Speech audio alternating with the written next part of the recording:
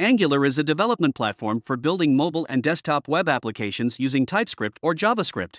So, how to use it? The very first step we need to take is to install the Angular command line interface tool with command npm iangular/cli. With its help, we can generate an application skeleton with all the necessary dependencies to build and run it.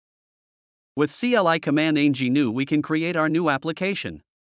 When you run this command, there will be several questions to match your project requirements. After all answers, it will start generation process accompanied by the installation of all necessary packages. Be patient, it may take some time.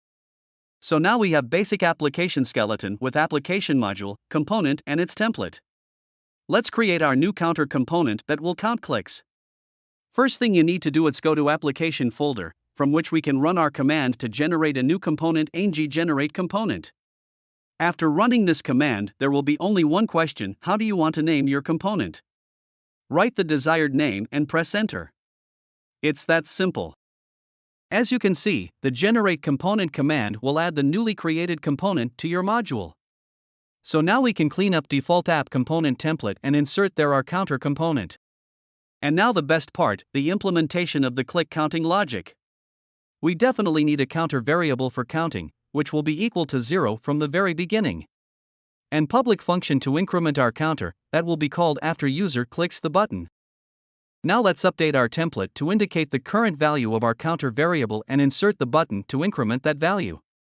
We can do it by calling our increment method in click handler. That's it. From now we only need to compile and serve our application. This can be done easily with ng-serve command. It will generate your application package and start a live development server. Just click on the link in the command output and voila, our application is ready to use.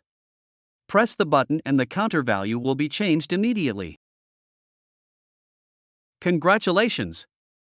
You are awesome!